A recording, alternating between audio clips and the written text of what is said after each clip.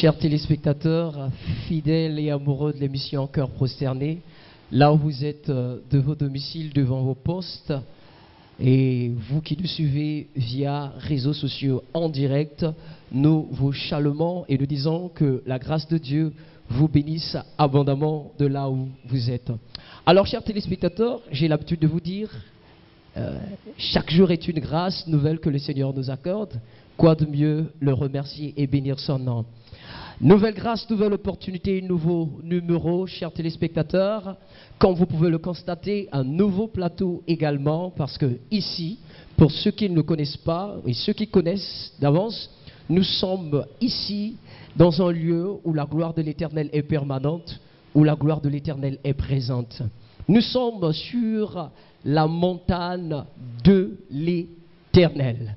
Alors, ici, chers téléspectateurs, nous avons en ce lieu, sur ce plateau, un invité de marque, un homme de Dieu, qui d'ailleurs nous allons découvrir tout le long du chemin que vous aurez la grâce de pouvoir découvrir.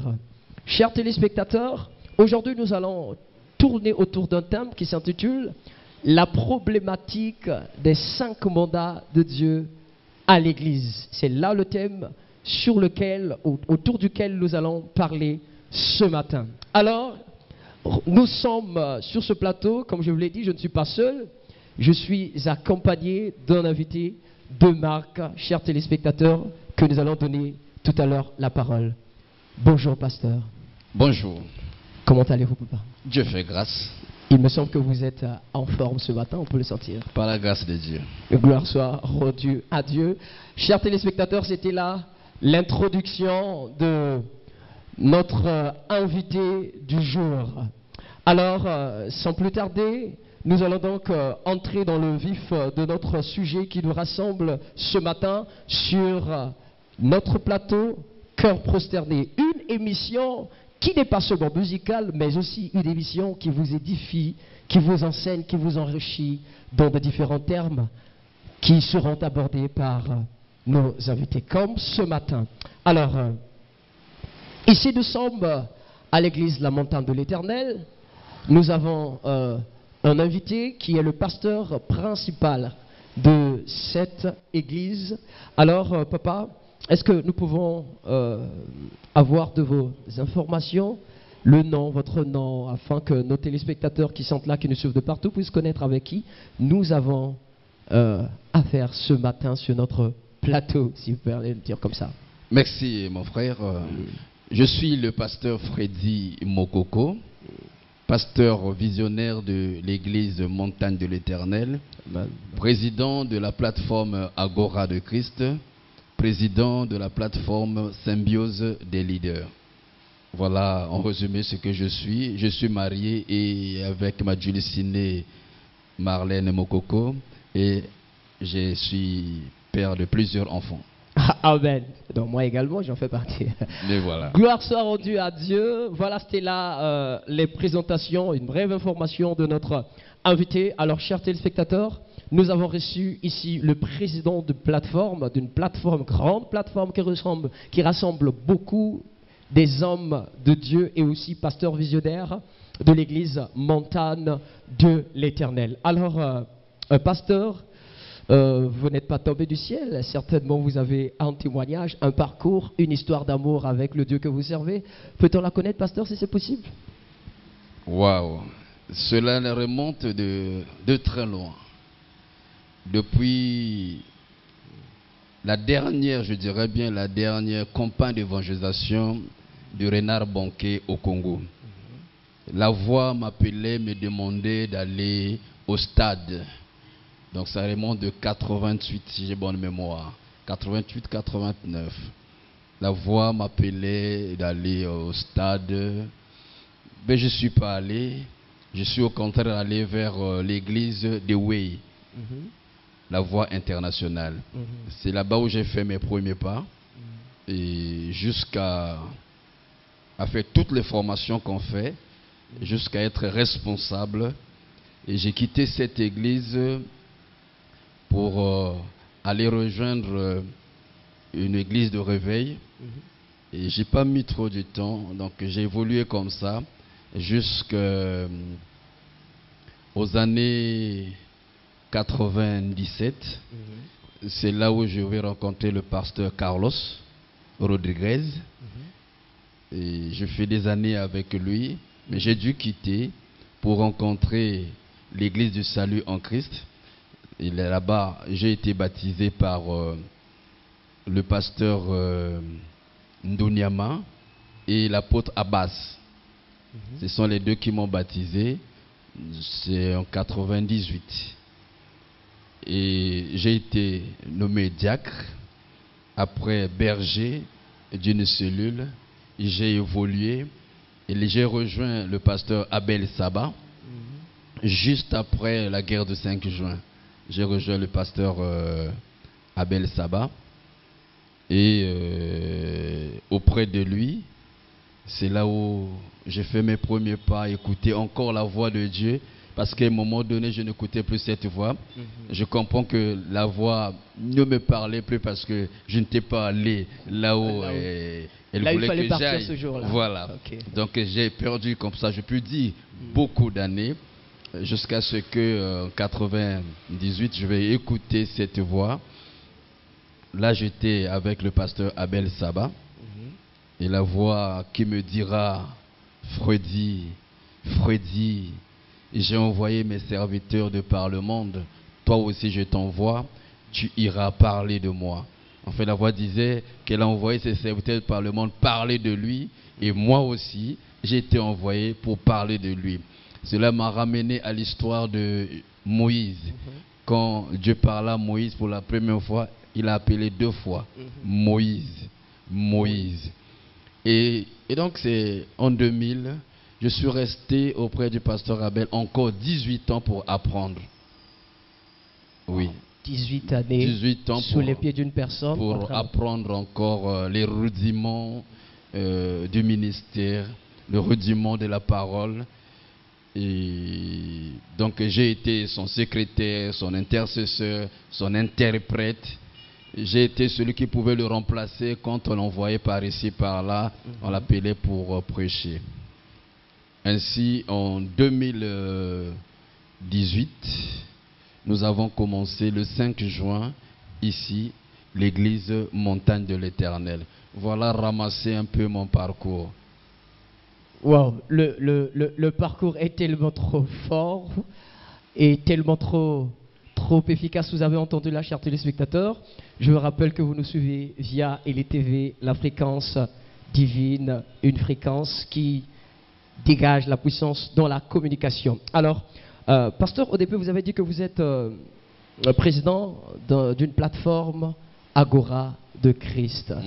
Alors, bien avant de connaître l'Agora, d'abord, essayez de prendre un peu la profondeur de ce mot. Est-ce que j'ai lu la conférence débat Agora de Christ 2024. Est-ce que avant l'année 2024, cette conférence avait eu lieu avant déjà, on peut savoir? Effectivement, Agora de Christ, pour bien répondre à cette question, permettez que je recule un peu.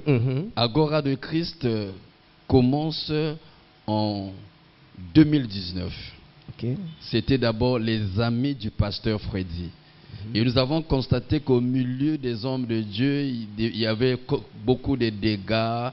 Et ce fardeau nous est venu à cœur que s'il y a trop de problèmes, c'est parce qu'il manque de formation. Exactement. Alors, s'il manque de formation, c'est parce que les gens n'ont pas accès à la formation. Mais pour avoir accès à la formation, il faut avoir de l'argent aujourd'hui. Mais beaucoup n'ont pas cet argent pour aller dans les écoles de formation théologique ou écoles bibliques. Et d'autres ont l'argent, mais n'ont pas le temps.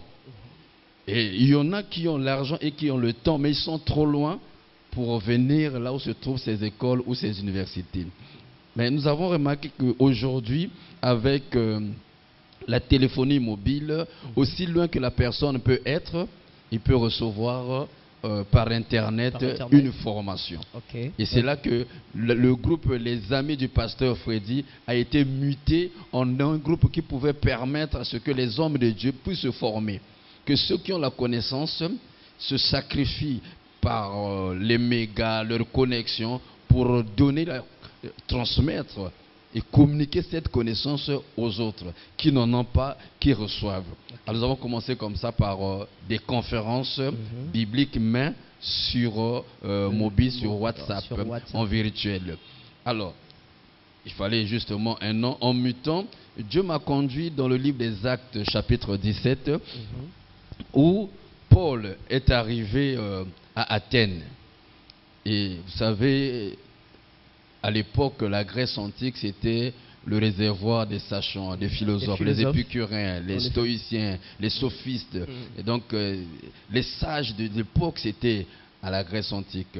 Et quand Paul arrive là, il amène une doctrine qui était différente de la leur. Et ils l'ont écouté, ils ont dit non monsieur, ça va, on veut t'écouter encore davantage. Et le lendemain, ils l'ont amené dans un espace, l'aréopage, où eux, les sachants, les connaisseurs, les savants, les philosophes, les épicuriens, les stoïstes, les sophistes étaient là en train d'écouter Paul et lui poser des questions sur sa doctrine. L'aréopage, c'est ça, agora. C'est l'espace où, en Grèce, on s'assemblait pour discuter des affaires de la cité. C'est le Sénat, c'est l'Assemblée. Mais pour nous, nous n'allons pas être l'espace pour discuter des affaires politiques ou économiques, mais discuter des affaires du Christ. Voilà pourquoi nous avons mis agora de Christ. Au lieu de parler de l'aréopage, on a pris agora de Christ. Voilà la source même de agora de Christ. Il y a une base biblique dans Acte 17. Acte 17. Agora de Christ, c'est parce que nous ne parlons que de Christ d'Apocalypse à Genèse. Ok. Voilà déjà, d'une manière anticipative, nous avons l'élément de réponse de la question qui devrait suivre. Et maintenant, j'arrive à la question elle-même. Pourquoi nous avons dit conférence débat Agora de Christ 2024? En effet, quand on a commencé en 2019, on n'était qu'en virtuel. Et à un moment donné, on parle. Le besoin s'est fait ressentir d'être maintenant en présentiel. C'est ainsi qu'en 2022, nous avons eu la première session de conférence débat Agora de Christ, avec la problématique de l'Église face à la politique. Donc, problématique de l'Église face à la politique. Non, le thème exact, c'était la problématique de l'Église face à la... Comment on avait fait ça? Le terme me manque. C'était la conjoncture actuelle. Voilà. La problématique de l'Église face à la conjoncture de l'actuel. Vu ce qui se passait, quelle était la position de l'Église? Donc on a vu l'Église et la politique, l'Église et l'économie, l'Église et le droit, l'Église et le travail, l'Église et l'éducation, l'Église et le social. C'est ce qu'on avait vu. Et ce thème s'est pratiquement répété en 2023. En 2023. Maintenant, là, donc 2023, c'était la deuxième session. Là, nous sommes à la troisième session. Voilà pourquoi vous verrez conférence débat Agora de Christ 2024. Alors, pasteur, s'il faut essayer de mettre un élément en exergue, que dois-je réellement comprendre dans la vision d'Agora? La vision même principale d'Agora, c'est vrai, elle est quoi présentement? Agora de Christ, c'est le fer qui aiguise le fer. Nous disons dans Agora de Christ, du choc des idées jaillit la vérité. En fait, l'objectif de l'Agora, c'est former le leader afin que le leader puisse transmettre un message adéquat au peuple de Dieu. Voilà. Donc c'est donner la connaissance au formateur afin qu'il soit aguerri de répondre à tout moment et à tout niveau. Devant n'importe quel débat, n'importe quel sujet, qu'il soit à même d'en parler et à même d'apporter une nourriture fraîche, une nourriture actuelle aux enfants de Dieu. Alors, chers téléspectateurs, en passant, je vous rappelle que vous êtes connectés sur les fréquences d'EliTV, votre chaîne de référence qui dégage la puissance dans la communication. Alors, j'aimerais savoir pourquoi ce thème en 2024. Ne serait-il pas possible de parler Pourquoi ne pas parler le même thème comme en 2022, la première édition, 2023, la deuxième édition, et là en troisième édition, on devrait toucher le même thème, pasteur? Non, moi j'appelle Dieu alphabet. Ok. Vous savez, nous avons l'alphabet qui part de A à Z. Ok. Donc quand la situation vient à B, Dieu peut te sortir à I. Donc Dieu n'est pas fixe. Les mêmes choses peuvent se retrouver, mais d'une autre façon. Okay. Et donc, nous suivons la voie de l'Esprit. Et l'Esprit de Dieu nous a conduits comme cette année, nous parlons de la problématique des 5 mandats de Dieu à l'Église. Merci, pasteur. Alors, pasteur, parlez-nous un peu de ce thème. Chers téléspectateurs, je vous rappelle là déjà que c'est un thème particulier pour un événement particulier qui d'ailleurs se pointe à l'horizon le 25 janvier. Vous êtes mon invité. Ne ratez pas et ne manquez pas à cet événement, surtout pour écouter des bonnes choses qui tombera du ciel. Pasteur, pouvez-vous nous parler de ce thème, la problématique des 5 mandats divins? Je voulais d'abord souligner la problématique. Merci, pasteur. Nos thèmes, nous les appelons des problématiques. Je vous ai parlé de la problématique de l'Église face à la conjoncture actuelle. Ça, c'était la première édition. Donc, on est arrivé à la deuxième édition, la problématique de l'Église. Ok. Donc, nous traitons des problématiques parce que les sujets que nous examinons sont des sujets qui posent problème au sein du corps de Christ. Des sujets difficiles. Et notre but, c'est d'essayer d'amener à une même compréhension et une même appréhension de la chose. Qu'on n'ait plus de différences de compréhension des sujets ou des thèmes.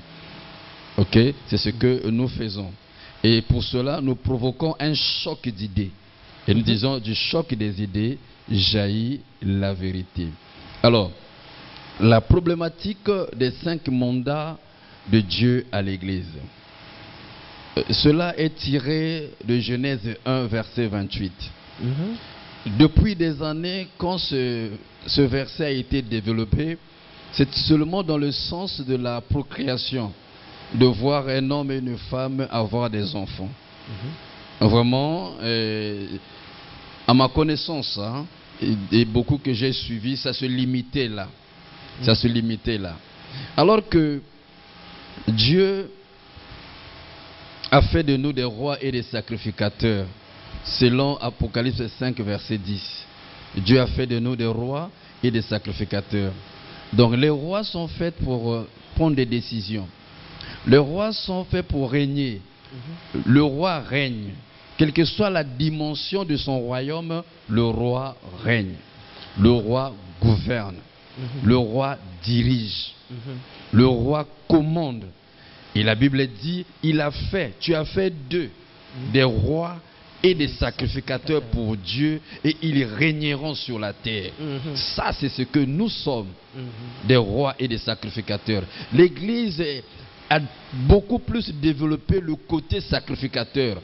On chante, on danse, on prie. Ça, c'est le côté sacrificateur. Mais peu le côté roi du royaume. Alors que nous sommes un royaume. Et quand nous voyons Dieu parler à Adam dans le livre de Genèse 1, 28, Dieu dit à Adam, soyez féconds, multipliez, remplissez, assujettissez et dominez. Ce n'était pas que Dieu essayait de dire au premier homme, voici que je t'envoie sur la terre, essaye d'être fécond, essaye. Non, c'était comme un ordre. Vous voyez même le temps, c'est en temps impératif que la phrase est composée. Et Dieu leur dit, soyez féconds, multipliez, assujettissez, dominez. C'était des ordres, c'était un commandement. En fait, c'était un mandat que Dieu donnait à l'humanité, à l'homme qu'il avait créé selon son image et selon sa ressemblance. Donc Dieu lui dit, soyez féconds. Quand on parle d'être fécond, ce n'est pas seulement d'avoir des enfants. Être fécond, c'est être productif. Être fécond, c'est créer, c'est produire, c'est amener à l'existence ce qui n'était pas. Mais l'Église est longtemps restée au stade de la consommation au lieu d'être des créateurs, des producteurs. Dieu dit à l'homme, soyez féconds. On nous a seulement dit, soyez féconds, multipliez, remplissez la terre. Non, il voulait dire autre chose là. Produisez, créez, amenez des choses nouvelles, ce qui n'existait pas. C'est porter de fruits, c'est manifester la productivité, c'est créer une opportunité pour que la grâce de Dieu vienne sur vous. C'est ça, être fécond. Et porter des fruits, ça fait plaisir à Dieu. Il y a une histoire où Jésus a dû maudire un figuier parce qu'il n'avait pas de fruits. Il n'était pas fécond. Ah oui, parce qu'il n'était pas fécond. Donc l'église en notre temps doit être une église féconde, une église qui produit, une église qui crée, une église qui développe de nouveaux concepts, une église qui a des idées de percée. Amener, l'église qui amène des choses que le monde n'a jamais vues. C'est ça, quand Dieu dit soyez fréquents, ne vous attardez pas seulement aux choses qui existent. Osez faire le contraire, osez porter du nouveau. Mais après cela, Dieu dit à l'homme, parce que je ne sais pas s'il faut que je m'étende, je vous aurais donné déjà le tour. Donc, pour ceux qui veulent prendre la suite, ils doivent venir à la conférence. Mais voilà, suivez-nous. Et il dit multiplier. Multiplier. D'abord, pour multiplier, il faut d'abord avoir des fruits. Donc, après que vous ayez porté des fruits, il faut aller à un autre niveau. En fait, ce thème, on pouvait même le dire, les 5 niveaux de la chrétienté. Les 5 niveaux de la chrétienté. On peut même dire ça, ou les 5 niveaux de la chrétienté. Toujours dans Genèse, papa. Toujours là, le premier niveau c'est soyez féconds, la fécondité, être fécond. Et le deuxième niveau dit multiplier, le deuxième mandat. Il faut que je vous explique un peu le mandat ici. On en a besoin, papa. Le mandat, c'est une sorte de procuration. C'est ce que Dieu est. Il vous donne ce pouvoir-là de faire des choses à sa place. Vous voyez, des choses que lui est, il pouvait faire. Lui, il est roi, il règne là-bas dans les ciels. Lui règne dans les cieux. Et sur terre, c'est nous qui régnons. Nous, en tant que ses ambassadeurs, nous, en tant que ses représentants, nous devons régner. C'est tout même le sens de la prière de notre Père. Notre Père qui est dans les cieux. Vous voyez, que ta volonté soit faite sur la terre comme au ciel. Mais sa volonté se fait sur la terre au trémise de l'église que nous sommes. Alors, multiplier. Multiplier, c'est augmenter des capacités. C'est augmenter des capacités. Multiplier, c'est augmenter la productivité. C'est se libérer de la médiocrité. L'église a trop de médiocres. Beaucoup. On s'occupe de trop de choses inutiles même, choses minimes. Nous devons multiplier. Et c'est la première fois que Dieu parlait à l'homme. Il lui donnait ce commandement-là. Maintenant, portez des fruits, multipliez ce fruit-là, cette productivité, ce que vous avez créé, ce que vous avez produit, il faut le multiplier. Multiplier veut dire expansion. Multiplier veut dire augmenter l'œuvre de vos mains. Avec tout ce que Dieu a donné, il faut le multiplier. Mais on se cloisonne aujourd'hui chacun dans ses 4 murs. Non, il faut multiplier. Et l'église devait bénir sa génération. Nous, on devait bénir cette génération-là. Les gens devaient envier l'église. Devaient chercher. Mais la Bible ne dit-elle pas que les portes de vos temples, de la maison seront toujours ouvertes pour faire entrer les richesses des nations? C'est dans l'église qu'on devait trouver les richesses des nations. Et non que l'église aille chercher les richesses vers les nations. Aujourd'hui, on commence même à donner, je pense, à donner raison au frère qui a dit j'ai cherché le monde. Je l'ai trouvé dans l'église. Et quand j'ai cherché l'église, je l'ai trouvé dans le monde. Oui, voilà. Donc multiplier, c'est magnifier, c'est augmenter énormément la productivité, c'est marcher dans la plénitude du potentiel, c'est améliorer ce que Dieu a donné. L'église devait s'améliorer. Les talents que nous avons reçus de Dieu, Au lieu d'aller l'enterrer, beaucoup ont enterré ces talents-là. Beaucoup ont enterré ces talents. Mais on devait les multiplier. Ce que Dieu a donné demain. Je voudrais mettre un peu de guillemets là pour passer. Hein, un deuxième. Pour passer. Oui. Alors, pasteur, juste en entendant ces deux mandats, est-ce que vous pensez réellement que l'Église actuellement a un problème sur ce point, raison pour laquelle l'Agora de Christ vient pour nous éclairer ce point-là? Oui, l'Église est vraiment a un problème sur ce point de la multiplication.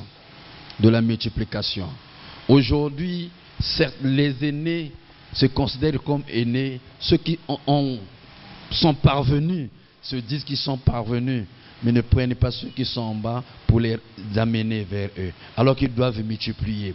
Dieu vous a fait grâce. Dieu vous a ouvert des portes. Dieu vous a fait voir des choses que les autres ne voient pas. Ouvrez cela à ceux qui n'ont encore rien, qu'eux aussi s'élèvent et qu'ils viennent atteindre aussi votre niveau. Ils ne seront pas vos concurrents. Non, ils ne viendront pas vous conquérir, mais tous vont se lever. Vous savez, si tous se lèvent, l'Église sera encore plus forte, l'Église sera encore plus glorieuse. Alors, pasteur, qu'est-ce qui cause le pan entre ces aînés et cette nouvelle génération ascendante, cette génération qui est en train de monter, puisqu'il y a un petit pont là, au milieu, puisque les aînés ne veulent pas transmettre et ceux qui sont en bas ne veulent pas recevoir. Quelle est la cause? Qu'est-ce qui fait ça, pasteur? Ça, c'est une grande problématique que nous aurons à développer peut-être à la 4e session, où nous parlerons de la patrologie. De la patrologie. Oui. Ça, c'est fort. Nous parlerons de ça, donc je préfère ne pas entrer là. Déjà, dès maintenant, pour ne pas anticiper. Oui. Alors, chers téléspectateurs, pendant que nous allons encore recevoir le chaud, la joue, continuer à manger le pain qui nous descend du ciel, je vous rappelle que vous êtes connectés sur votre chaîne de référence, sur la fréquence de votre chaîne de référence qui dégage la puissance dans la communication. Eh bien, bien-aimés, chers téléspectateurs, nous vous rappelons que nous parlons sur la problématique des 5 mandats divins à l'Église. Alors, pasteur, vous avez la parole pour nous donner la suite de ce pain chaud que nous recevons. Juste une petite partie parce que la suite c'est le 25, déjà à la B2. Le 3e mandat que Dieu donne, c'est remplissez. Remplissez. Remplir, c'est combler les vides. Remplir, c'est toucher tout ce qui est vide, le remplir, l'amener à un certain niveau. Et aujourd'hui, l'Église devait remplir toutes les places vides qui sont autour de nous. Voyez-vous, nous avons laissé, je voudrais revenir un peu dans l'histoire biblique, les villes avaient des portes. Vous voyez, les villes avaient des portes. Et lorsqu'on voulait assiéger une ville, on bloquait la porte. On bloquait la porte et les gens ne pouvaient ni sortir ni entrer. Et voilà. Et aujourd'hui, l'Église a laissé toutes les portes aux gens que nous considérons comme sans Dieu. Est-ce que vous pouvez me dire une banque chrétienne réellement? Difficile à trouver actuellement. Voilà. Les portes, il y a les portes des médias, les portes des finances, les portes de la société du travail, les portes des politiques, les portes de la politique, de l'économie, les portes du droit, les portes sociales et sociologiques. L'Église a abandonné cela. L'Église devait remplir, entrer dans ces niveaux-là, prendre toutes ces portes. Les portes de la justice et de la politique, ce sont des portes que l'Église devait aller et prendre. Il n'est pas dit, il n'est pas interdit à l'Église de faire. Et quand Dieu disait remplissez, c'était comblé, allez, prenez cela. Vous voyez, remplir. En tant que le roi, on devait remplir la terre. C'est même là l'un des mandats qu'on appelle la commission, la grande commission de Christ à l'Église, de faire de la terre des nations, des disciples. Remplissez, ajouter un nouveau stock. Remplissez quelque chose qui était vide auparavant. le monde doit être rempli du don de l'Église. Donc on devait partout à gauche et à droite sentir la présence de la chrétienté, la présence de Christ. Pas seulement on voyait les édifices, mais par les hommes et les femmes investis par Dieu. Ça devait se sentir.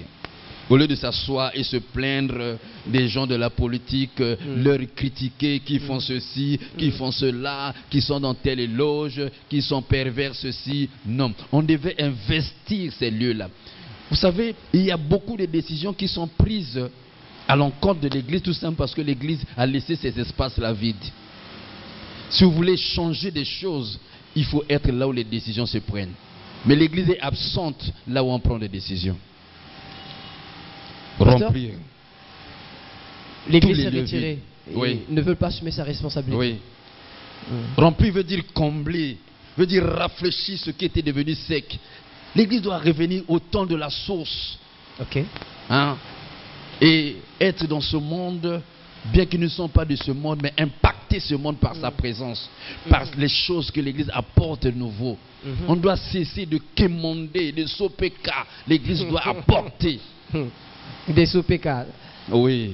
Alors que c'était nous qui étions censés donner. Donc remplir, c'est rétablir les choses. Créer un revenu. Avoir une percée qui dépasse l'imagination. Créer une percée qui dépasse l'imagination. Oui. Alors, le 4e commandement. Pasteur, s'il vous plaît, avant que vous nous rentrez dans le 4e commandement, parce que ce que vous dites, c'est tellement profond. Et j'en suis sûr que ce frère à la maison, tous ceux qui nous suivent de partout en direct sont intéressés parce que c'est un pain chaud tellement bon à manger. Pasteur, comment est-ce que vous pouvez nous dire juste en quelques lignes comment donc crier ou apporter la solution en ce genre de situation d'une manière rapide, bien que nous allons beaucoup manger le 25. Juste là, demain. Oui, vous savez, nous sommes dans un cadre comme de propagande, je dirais, pour la conférence qui se tiendra. Alors si je livre tout ici, les gens ne viendront plus. Donc j'étais comme ça. Mettre le doigt dans la soupe. Dans l'église, les gens se sont donné tant de limites. Ok. Tant de limites. Ok. Hein? Et il y a un certain nombre d'années, quand on se disait pasteur, on voyait quelqu'un qui a raté sa vie. Quelqu'un qui a raté sa vie. Être chrétien ne veut pas dire ne pas être scientifique, ne pas être philosophe, ne pas être professeur, ne pas être mathématicien ou ceci, ne pas être informaticien. Être chrétien ne veut pas dire ne pas aller à l'école. Être chrétien ne veut pas dire ne pas faire la politique. Être chrétien ne veut pas dire ne pas faire le commerce. Être chrétien ne veut pas dire ne pas faire le business. Être chrétien, voilà. Oh Seigneur, merci. Être chrétien ne veut pas dire ne pas réfléchir, ne pas penser. L'enfant de Dieu doit apprendre à réfléchir. C'est dans la réflexion même qu'on trouve des solutions. Voyez-vous, lorsque Joseph a su que Marie était enceinte, de vous à moi, une fiancée que vous n'avez jamais touchée de votre vie se retrouve enceinte. Je pense que si c'était aujourd'hui, ça allait être la bagarre. Bagarre, une histoire qui devrait attirer par là. Eh bien voilà. Mais Joseph est allé s'asseoir. Il a commencé à réfléchir. Comment je peux me séparer de celle-ci sans l'humilier, sans la déshonorer. C'est dans sa réflexion que Dieu l'a parlé. Wow. Et l'Église manque de ça. On doit utiliser la pensée. Qui est cet enfant de Dieu, ce chrétien-là, qui dirait que le jour que moi j'ai reçu Jésus dans ma vie comme Seigneur et Sauveur, Dieu m'a déchiré la tête, en a enlevé le cerveau, après on a cousu. Pourquoi n'utilisez pas ça? Exactement. On n'est pas des bénis oui à l'église, non. On ne veut pas seulement écouter, dire oui et amen. Non. C'est comme ça que nous donnons plus de critiques sur nous. On devait apprendre à utiliser ce cerveau que Dieu nous a donné. Et nous avons la pensée de Christ. Mais la pensée de Christ est la pensée supérieure. Si nous l'utilisons vraiment, l'église aurait déjà impacté dans beaucoup et même dans tous les domaines de la vie. Merci, pasteur. C'est là le doigt dans la soupe. Nous avons goûté. Si vous voulez manger, en tout cas, rejoignez-nous le 25. Là, ce serait encore plus chaud que cela et nous allons manger, beaucoup manger et surtout se rassasier. Nous continuons avec le pasteur pour le 4e commandement. Et Dieu dit assujettissez. Assujettissez, nous sommes là dans... C'est un terme militaire. Assujettir. Ça veut dire prendre main. Ça veut dire conquérir totalement. Ça veut dire que quel que soit le fruit que vous enfantez, parce que j'ai parlé d'enfanter, n'est-ce pas? Vous voyez le micro là, c'est l'enfant de la pensée de quelqu'un. Voilà. L'ordinateur que j'ai, c'est l'enfant de la pensée de quelqu'un. On devait avoir des enfants, des pensées, des hommes et des femmes de Dieu, des chrétiens. Il a enfanté. Donc après avoir enfanté, il faut dire que le fruit de votre production puisse conquérir, puisse envahir le monde. On n'est pas appelé à être là seulement comme je suis ici à Mongali, ce que je fais reste à Mongali. Non, ça devait dépasser Mongali, dépasser Brazzaville et atteindre l'extrémité de la terre. Je suis là au Congo, mais ma voix porte jusqu'aux États-Unis. C'est ça que Dieu nous appelle l'Église à assujettir. On ne devait pas chercher seulement à être croîtré autour de là où nous sommes, mais nos produits, ce que nous faisons, doit atteindre. C'est comme Agora. Agora de Christ est aux États-Unis. Agora de Christ est en Allemagne. Agora de Christ est en Afrique du Sud. Agora de Christ est en RDC. Agora de Christ est au Togo, au Bénin. Et nous sommes aussi en Côte d'Ivoire. Nous sommes au Cameroun. Nous sommes en France. Nous sommes en Allemagne. C'est né du Congo, mais on est un peu partout. Élargi. Et bien voilà, c'est ça, assujetti. J'essaie de dire que nous ne devons pas mourir en étant seulement un champion local. Non. On est champion, pas seulement local. Nous devons que le don que Dieu nous a touché dépasse les limites de notre assemblée. Puisse toucher, c'est ça, assujettisser la terre. Assujettisser la terre. Des produits comme, je ne fais pas la publicité, des produits comme Coca-Cola, ils sont partout dans le monde. Mais l'Église pouvait aussi mieux faire que ça. Que cela, c'est passé. Mon frère, ne mourrez pas étant seulement champion de ta famille. C'est vraiment fort. C'est vraiment fort. Je ne mourrai pas en étant seulement champion de ma famille. C'est que j'ai un autre devoir à faire. Alors, idem pour toi qui nous suis à la maison. Là, c'est juste le doigt dans la soupe. Nous goûtons seulement parce qu'il y a des grandes choses qui arrivent, beaucoup de choses uniquement réservées pour toi. Alors, je te conseillerais déjà de pouvoir te préparer ce jour-là afin de recevoir encore de beaucoup. Nous continuons avec le pasteur, papa. Assujettir. Nous devons assujettir le domaine économique. Domaine économique. Quand la Bible dit assujettir, ça implique aussi l'économie, ça implique aussi le mental, ça implique le physique, ça implique le spirituel. Ça assujettir. Voyez-vous, l'État ne tiendra jamais avec de respect ceux qui n'ont pas la puissance financière. Non. Ça? Regardez autour de vous. Comme vous n'avez pas la puissance financière, la puissance économique, vous êtes un moindre. Vous êtes un moindre. Et l'Église a intérêt à assujettir dans le monde économique, dans le monde financier. L'Église a intérêt à pénétrer ces domaines. Nous, en tant qu'hommes de Dieu, nous devons enseigner au peuple de Dieu, aux enfants de Dieu, à ne pas dire seulement Amen, Amen. Parce que le tout, mon fils, ma fille, toi qui m'écoutes, le tout ne s'arrête pas à la prière. Je le répète, le tout ne s'arrête pas à la prière. Si le tout s'arrêtait à la prière, tous les chrétiens seraient des milliardaires. Parce que nous prions, et nous prions même trop, beaucoup. Il faut travailler, il faut utiliser ceci. Et il faut entrer dans ces domaines pour avoir de l'impact économique et financier. Si nous sommes 1000 dans l'église et que les 1000 dans l'église, on dit nous voulons faire ceci. Tout le monde un frère se lève et dit moi j'apporte 1 million. L'autre là-bas c'est le moment j'apporte 10 millions. Mais L'église ne sera pas à tendre la main partout, Par-ci, aller dans des bureaux. Vous dites que les gens là sont des sataniques, des diables. Les gens là sont ceci, cela. Mais vous allez encore dans le bureau, tendre la main, quémander ceci. C'est triste. Les enfants de Dieu devaient se lever et conquérir, assujettir ces domaines-là, avoir une capacité financière indépendante.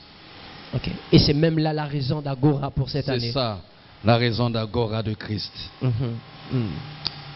C'est tellement Alors que riche. le 5e mandat, c'est ce que Dieu est. Nous avons dit le mandat, c'est une transmission de pouvoir que Dieu a donné à l'homme.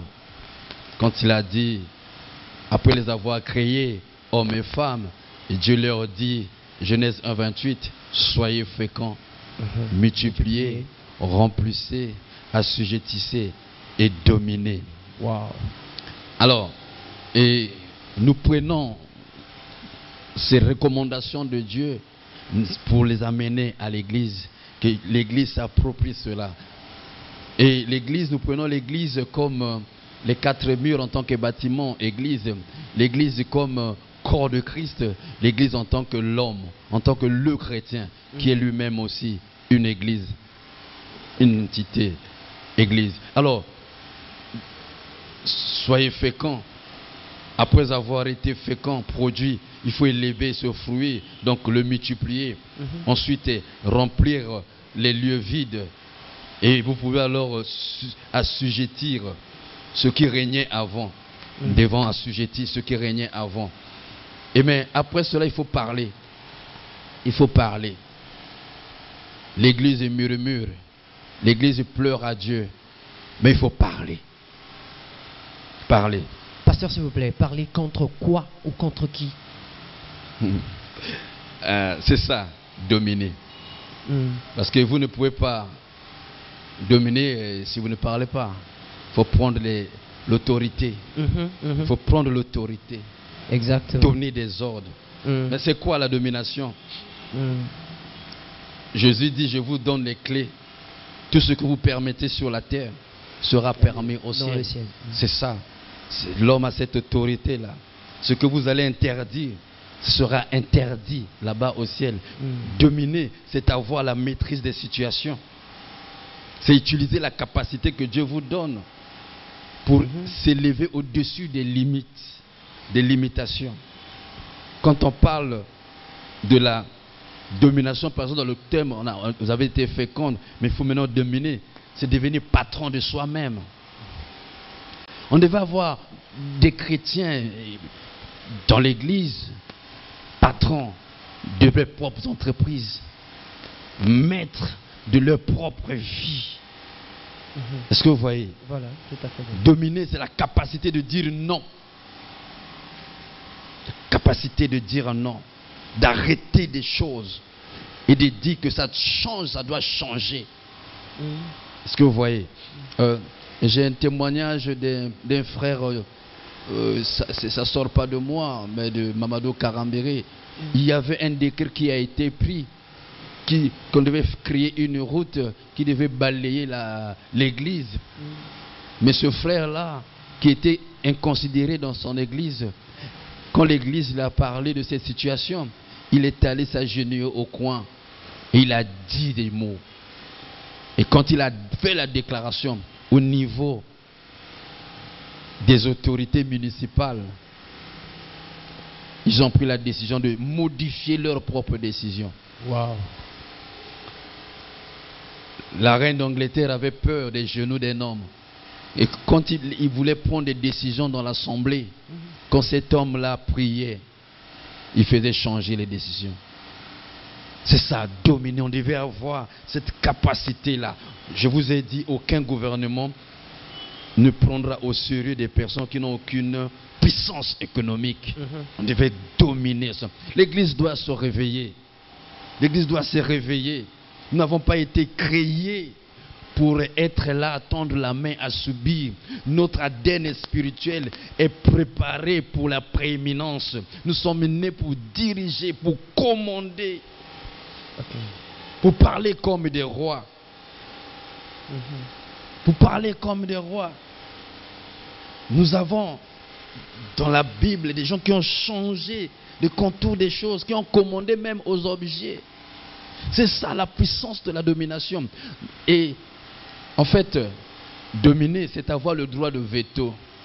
Ok. Vous savez, dans l'ONU, il y a un casque de pays, un groupe de pays qui ont ce droit de veto. De décider sur les choses. Non, 5. Et qui ont ce droit de veto. Lorsque un de ces pays décide, les autres obéissent.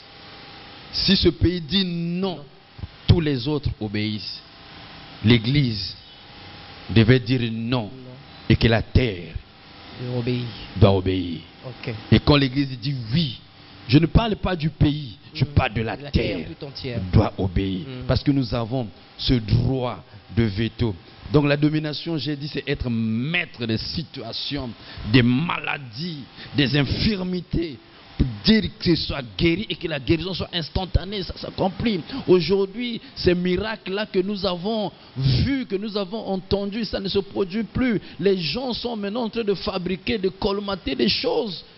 Tout simplement parce qu'on a perdu ce mandat de Dieu, dominer. Dominer.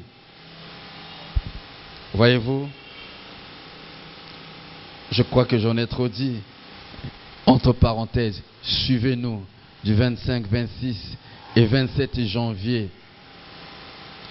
C'est après-demain, là, au 35 de la rue Moussana, à la conférence Agora de Christ. Chers téléspectateurs, j'ose croire que vous étiez édifiés en quelques instants seulement. Là, c'était juste un avant-goût sur le grand thème qui sera touché le 25 de ce mois, juste là, après-demain, où tu es d'ailleurs l'invité et tu dois être là parce que tu as découvert beaucoup de choses, n'est-ce pas? Vous avez entendu qu'il y a beaucoup de choses qui doivent changer. Le chrétien doit dominer, le chrétien doit assujettir, le chrétien doit impacter. Et je crois que tu seras béni parce que là, la conférence, vous aurez le droit de pouvoir découvrir, de saisir l'opportunité de comment le faire, comment le devenir. Raison pour laquelle je te tends déjà mon invitation. Alors, je ne sais pas s'il y a quelque chose à ajouter, papa, sur le thème, toujours, avant que nous ne puissions toucher la chute de notre rencontre de ce matin, papa. Eh bien, nous avons parcouru succinctement les 5 mandats de Dieu à l'Église. Et ce que nous attendons, c'est vous voir massivement dans la salle afin d'examiner en long et en large ce thème. Et la Agora de Christ a cette particularité dans ses conférences, c'est que, à la différence de plusieurs conférences que nous pouvons participer, dans Agora de Christ, l'intervenant, après avoir donné son speech, a un échange avec, avec la salle. Et donc, vous aurez l'opportunité de poser des questions sur certaines zones d'ombre pour l'éclairage. De surcroît, c'est des grands temps. Vous êtes là tous, la classe des pères. Papa, j'allais poser la question, mais pourquoi ces titres, ces différents, ces titans-là, tels que vous êtes là tous ensemble? Vous avez ceux des grands orateurs de taille, papa, en tout cas. Pourquoi j'ai pas saisi Je la dis, question. Agora devrait avoir beaucoup, il devrait avoir certainement d'autres intervenants, mais pourquoi cette particularité de cet thème? Ben, c'est le choix de Dieu. Vraiment, je ne saurais pas dire pourquoi le Congo-Brazzaville a des hommes de Dieu compétents et qualifiés. Et nous avons pioché ceux qui sont là, et pas par sélection, mais c'est le choix que Dieu a fait. Voilà. Et papa, l'activité déjà pour le 25 Ça commence le 25. Le 25 au 27, voilà. au 27 juillet. Est-ce qu'on peut connaître comment ça va se passer, l'adresse, c'est aussi pour ceux qui sont là, pour voir votre caméra, papa. Voilà, l'activité se passe sur l'avenue Bouetambongo, à Mongali, au 35 de la rue Moussana. Pour ceux qui viendront par bus, si vous êtes sur l'avenue de la Paix, c'est l'arrêt La Fleur. Si vous êtes sur l'avenue Bouetambongo, c'est l'arrêt Transfo. Vous verrez un immeuble de 3 niveaux et une bâche qui vous indiquera le lieu de la conférence. C'est de 8h à 13h30. De 8h à 13h30, du 25 au 27, 8h à 13h30. Nous aurons pour orateur le patriarche Jean-Baptiste Bafungisa, l'apôtre Donatien Andon, le révérend Godefroy Momboula, l'apôtre Ghislain Njila et le docteur Dolce Mayegidi. Merci beaucoup à vous, pasteur, pour votre temps. Vous avez disponible pour nous. Alors, chers téléspectateurs, nous sommes à la fin de notre émission, de notre numéro. Nous vous rappelons que la conférence aura lieu le 25 au 27, c'est-à-dire là après-demain. Et vous êtes tous invités. Alors, chers téléspectateurs, nous vous disons merci, vous qui nous suivez de partout, scottiez à suivre votre émission sur les canaux de référence de votre chaîne Eli TV. Sur ce plateau, nous avons reçu pour vous le pasteur Freddy Mokoko, et qui est le pasteur, l'ange de l'église, la montagne de l'éternel, là où nous sommes. Alors, nous vous disons à très bientôt pour le 25. Ne ratez pas et surtout ne venez pas seul pour recevoir cette bénédiction venant du ciel. Derrière la caméra, nous avons une équipe excellente. Notre frère bien-aimé Gifares qui soutenait la technique pour nous donner des belles images. Alors, pasteur, nous voulons finir, nous sommes à la fin. Est-ce qu'il n'y a pas un mot pour chuter, pour que nous puissions finir? Merci beaucoup. Nous voulons rendre grâce à Dieu pour avoir rendu ces moments disponibles. Nous saluons tous les hommes de Dieu qui ont bien voulu accepter notre invitation pour transmettre le savoir aux autres. Et j'embrasse ma femme de loin, coucou mon bébé, et je bénis toute l'église montagne de l'éternel, les protocoles qui m'ont suivi, qui sont avec moi, et à tous les hommes de Dieu qui seront là, nous vous disons bienvenue. Agora de Christ, c'est pour vous, c'est pour nous tous. Agora de Christ, du choc des idées jaillit la vérité. Amen. Merci beaucoup, portez-vous bien. Ciao.